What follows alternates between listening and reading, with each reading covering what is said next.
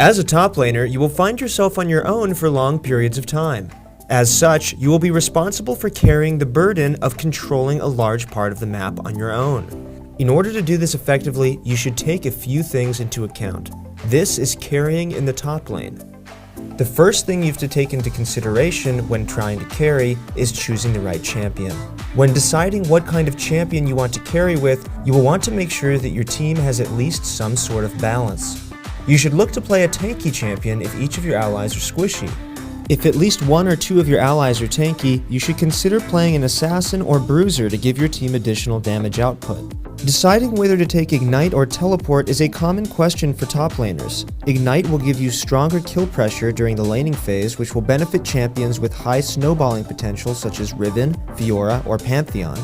Taking Teleport will give you greater map pressure during the mid and late game and can help you assist your allies more easily for teamfights or counter engages.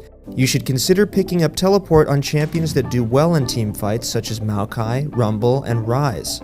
One of the most important skills you should master in order to carry games as a top laner is to control your lane well. Smart lane control will help you alleviate pressure and minimize the risk of being ganked. You should look to take advantage when the enemy top laner regularly auto-attacks your minions. By only last hitting their minions while they constantly attack, the minion wave will begin to shove in your favor towards your turret. This will allow you to freeze the lane between your turret and the river and to farm safely. It will also be a signal for when your jungler can gank, since the enemy top laner will be forced to overextend if they stay in range of your minion experience. Top and bottom lanes offer the opportunity for safe bush trading. When trading with your opponent, you will pull aggro from nearby enemy minions. An attack on an opponent will trigger enemy minion aggro on yourself earlier than your minions on the enemy.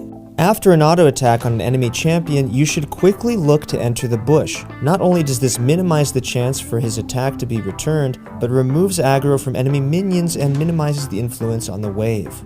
You should always look to ward in the appropriate areas, but if you don't have vision, you can use a minion pull to try and balance your lane. In order to do this, you should be aware of an incoming friendly wave. As it reaches your tower, auto-attack the enemy champion. You'll notice you've drawn minion aggro from at least one minion, and you can begin to pull him towards your incoming friendly wave. If done correctly, you essentially break an opponent's freeze. Alternatively, shoving your minion wave when it gets large can occupy your enemy's time, allowing you time to roam or ward the enemy jungle. Playing in this position makes it more difficult to receive a gank. However, by coordinating with your jungler and having at least one escape available, you might be able to execute a high-risk tower dive and still escape safely. Use caution in this case, however, because it can be very risky. By understanding how to manage your lane and the impact your trading has on the minion waves, you will be able to carry top lane in the early game.